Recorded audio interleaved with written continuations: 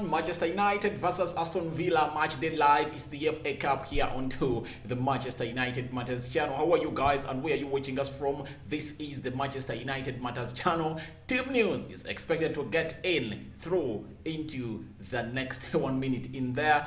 Though really stories coming in through are indicating that Ronaldo is not starting, Harry Maguire not starting. For the Harry Maguire haters, I think you got in there for you. Luke Shaw starting, Scott McTominay, Mark Fred back into the midfield of Manchester United. That is what we call the leaked lineup of Manchester United, but officially the lineup is not yet out. But what we've confirmed is no Dean Henderson into this game, because most of us really thought that Dean Henderson was going to be in goal for Manchester United in there, but all in all things have not yet gone as expected in there. But all in all, as expected, this is how the team has really come through. I don't know where these guys really get this. I don't know exactly how the leaked lineup has been. It's how it's out in there. This is how it's out. No Ronaldo, no Maguire on the bench. That is the starting lineup of Manchester United, and I really don't know really how these things really come out and leak out of Manchester United in there for you. So let me bring you the confirmed Manchester United lineup, because it's confirmed, and no Maguire, no Ronaldo in there. I'm not even seeing Ronaldo on the bench. He's not onto the bench. That is Ronaldo Cristiano in there for you. So let me bring you the confirmed Manchester United lineup onto your screen, such that you see it and start giving me your reactions in there and your thoughts on it here onto the Manchester United Matters channel in there. All right, we go on your screen. That is the starting lineup of Manchester United as you see it on the screen. David De Gea in goal, Victor Lindelof to partner with Rafael Varane into the central defense in there for you, and Diego Dalot is to play on the right fullback of Manchester United. Luke Shaw playing on the left fullback of Manchester United. Fred and Scott McTominay to play as the two sitting midfielders of Manchester United. Bruno Fernandes and Mason Greenwood to play into the two attacking forwards of Manchester United. Cavani and a player who goes by the names of Rashford to lead the line in there for you. And when you look at the bench, it really has the following players. There is Heaton, there is Alex Telles, there is Wan-Bissaka, there is Amad Diallo, there is Lingard, there is Juan Mata, and there is Nemanja Matic, Danny Van Beek, and Elanga in there. This is really bad for a player who goes by names of Danny Van Beek. When will Danny Van Beek get playing time at Manchester United? That is my big worry. You get, he came in 2020, remember, from Ajax. 2020 summer, when you count 2021 summer, yeah, he's dead. You get, he never played the whole of last year. He never got playing minutes in there for you. He has gone ahead now to get playing minutes against a manager whom we thought Danny Van Beek was a kind of player that Rangnick likes in there. And guess what? It's happening at Manchester United. He's not getting playing time. He's not at all. He's not getting playing time supposed to be getting. That is Danny Van Beek in there for you, and I worry for him, for his career in there. And I'm asking myself, if you're not giving a player playing time in such games, why don't you let him go? Why don't you let him go? Because he wants to go. Let him go on loan out there, and he does his thing in there, because it looks like you know that he has the potential, but you don't want to field him on the field of play. Then let him go and let him be in there. Please, Manchester United, why are you really costing that? Why are you really costing the career of this young lad? He's young, talented, and you are really costing his talent. One of the best. He even stepped on the podium. Remember, that was the year of 2019, 2018. He stepped on the podium as one of those good players that they talked about, promising European talent, driving Ajax. He drove Ajax to the semi-finals of the Champions League, and he is not fitting anywhere into this Manchester United team. And Rangnick coming out and saying that something that I really laughed at, that his physique is not really up there to come in and play. That's true. These are words that are not Rangnick words. These are words put in Rangnick's mind by players like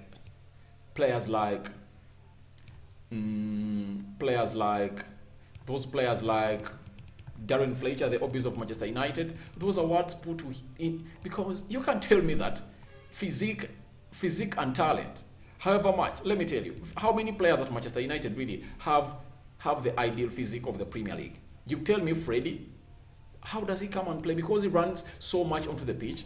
You tell him McTominay because he's a tall lad and he was once a Manchester United. He's a Manchester United player that really came through the academy in there. And because Danny Van Beek is not that kind of type of player, and you really come out and really don't give him the minutes he deserves at Manchester United, yet he's better than most of what we've got at Manchester United, that's out. I don't really come out and fancy that. That's a total lie.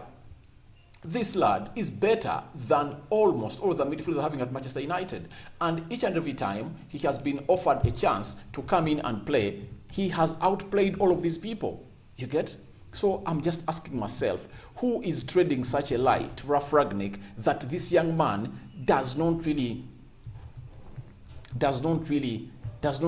fit the level of physicality of the Premier League? That's really out. It's total nonsense. Total nonsense. Total nonsense in there. I don't really agree with what they're really telling Ralf Rangnick there for you. And even after all that, I put the blame to Ralf Rangnick. You can't tell me that he's not seeing him onto the training. Players like Luke Shaw have really come out and said that he's really amazing in training. He does all the runs very well. He trains very well. But why isn't he onto the field of play? That's what we're asking ourselves, all of us. Because we think he is better than what we've got. He can give us loads and loads and loads of options as Manchester United players, as a team of Manchester United, but he's nowhere to be seen into the starting lineup of Manchester United. So we ask ourselves, who is really trading this lie of a player who goes by the names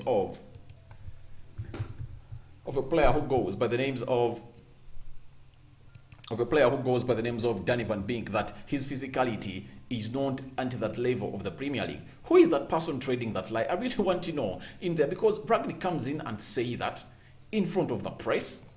Oh my, that's like underrating the player. The player is way up there. He's way up there. He's better than Scott McTominay. He's better. I think he can do a better job than Scott McTominay in there. But because Scott McTominay is good at running in there, and I ask myself, is United all about running? We focus more on players whose physicality is way up there than talented players like Danny Van Beek. It's like that's what they are really trying to mean to us, that if at all you are talented and your physicality is not way up there, you cannot start for Manchester United. You tell me that Greenwood is Greenwood's physicality is better than that of Danny Van Beek? No way, because Greenwood is a player who grew up into the Manchester United academy in there, and there is no way you're really going to come out and bench him. That's it. That's why you're treating Danny Van Beek like that. You guys, get to a level of not coming out here and trading your lies to us, because time has really gone past that. No time for lies in there. You guys should really come out and tell us the real reason as to why Danny Van Beek is not starting, because physically he's one of the best players in the midfield. And remember, that's the reason that Ole Gunnar Solskjaer was giving to him when he was here in the midfield.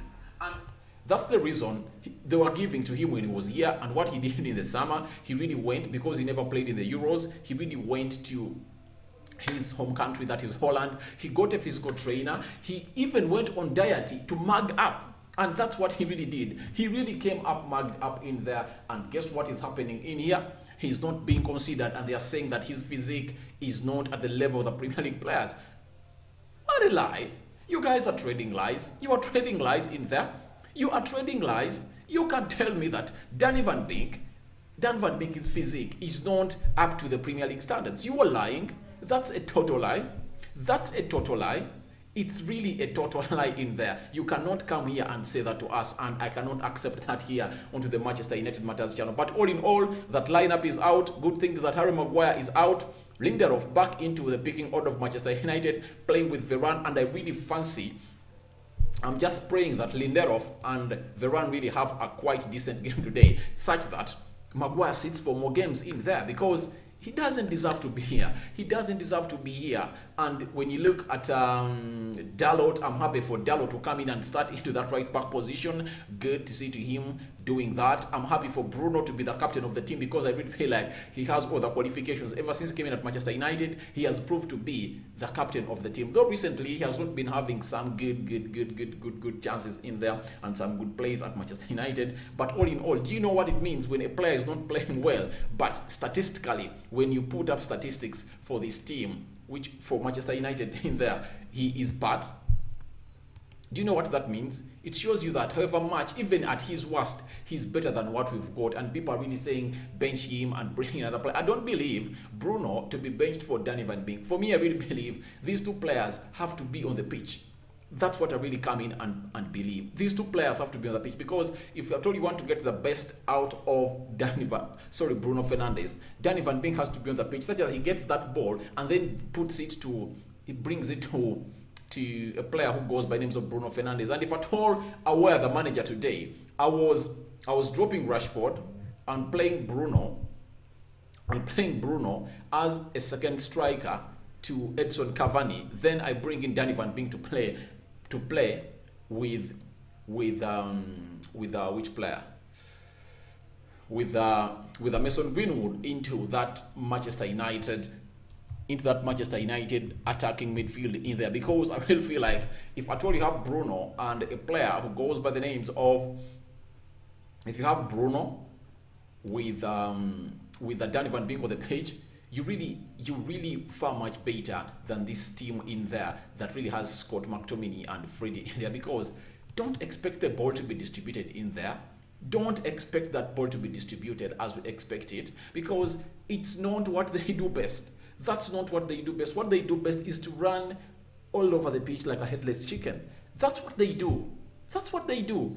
Do you expect Freddie and to do something else apart from running all over the pitch? Nothing. No way. Don't expect them really to come through and do the needful onto the pitch in there. But as we continue to dissect the team of Manchester United, let's see what Aston Villa has for Manchester United in there, because Coutinho will play over the weekend, I think, but in this one, Coutinho is out in there. Now, when you look at the starting lineup of Aston Villa, it's there on the screen. They're having Martinez is the goalkeeper. They're having Cash, that is the right back. Konsa and Mings are playing to the central defense. Target is playing as the left fullback. Then McGuinn and Douglas Luiz are playing into that midfield with Ramsey, a three-man midfield in there. Buendia, Danny Ings, and Watkins are leading the line in there. So players to watch in here for Manchester United. I'm really going to come out and really mention them after reading to you the substitutes. There is Tia, Sinsalo, there is Hals, Senson, Ibranogan, Chukwemeka, Felipe Badis, Gazi, and Archer in there for you. That is what a team which goes by the names of Aston Villa has onto your bench. Now, our back two really needs to watch on a player who goes by the names of Danny Ings, because he's such a clinical striker. When he is really given that chance, he will come in and hurt United in there. Players like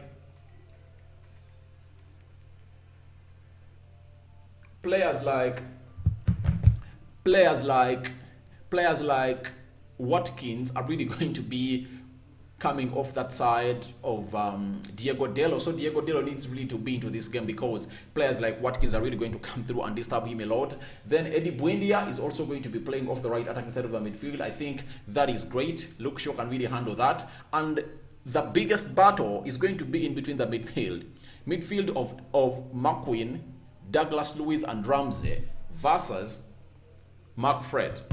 That's the biggest battle into this game. If you have to talk about the battles into this game, there is no way you can't talk about a battle of the midfield, because games are won and lost in the midfield. And guess what? United, on all the very many games we played in the Premier League, the only games I really remember that we won the midfield battle is the game of Crystal Palace and the game of Leeds at Manchester United that opened up the season when we won 5-1. Remember that game?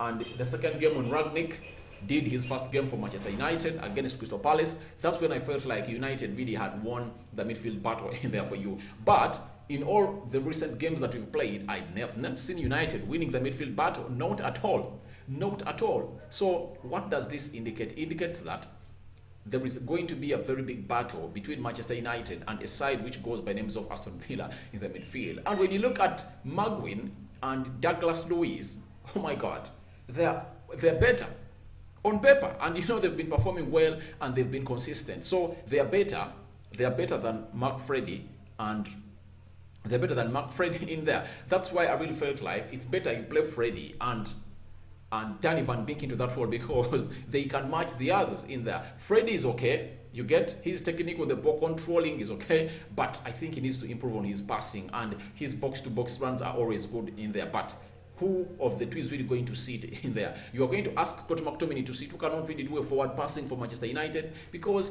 the modern midfield, it's not all about passing sideways or passing backwards. You have to be passing that ball through the central axis of the midfield in there. And do you expect that player to come in and do that? Scott McTominay, I don't expect him to come and do it. And when has he done it? Though in the recent games, he has really tried to go on and convince us that he's trying to do forward passing in there. I don't know what is so special with Scott McTominay. To an extent, each and every manager that comes in throughout Manchester United looks at Scott McTominay as that person who is way up there to come in here and start with that midfield. Because in such games, you at least bring in Danny Van Beek to come in and do the role. That's why you saw very many Manchester fans out there coming out and saying that a player who goes by names of James Garner should be at Manchester United. He should come in and play. You get? That's why you saw many of them coming out through and say that. Reason being, because you saw him against Arsenal. He couldn't hide himself.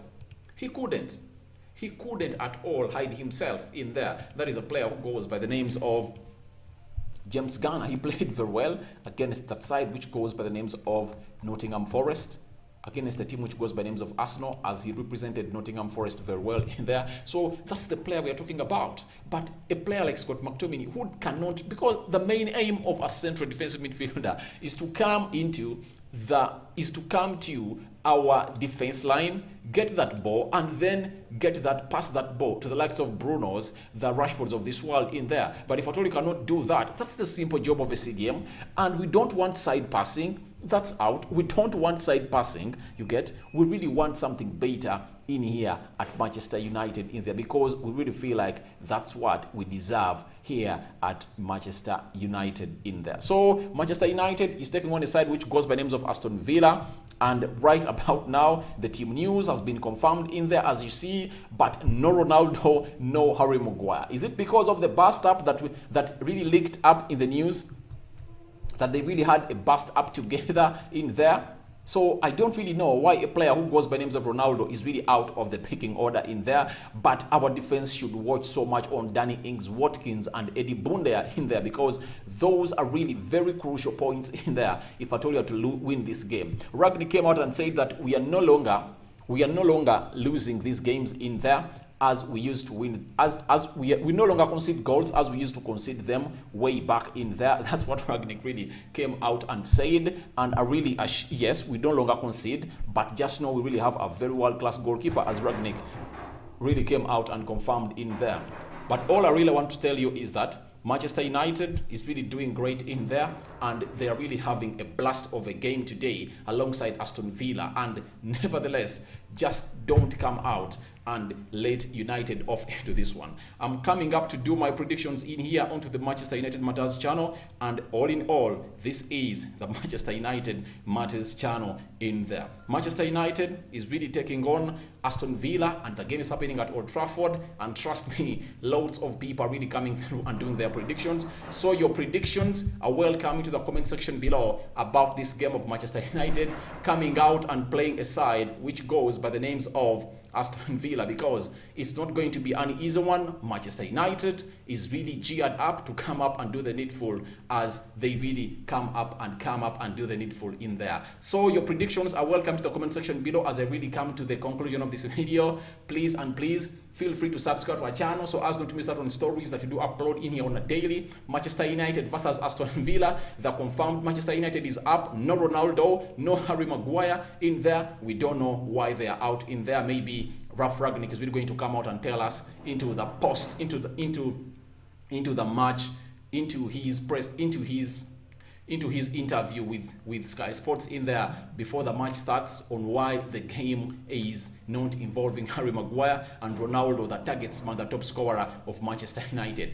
All that and more is really going to be coming up here onto the Manchester United Matters channel. Smash the like button, comment and share. And if at all you're watching us for the very first time, endeavor to subscribe to our channel so as not to miss out on stories that we do upload in here on a daily. Me sign out for now. See you later as my mates after the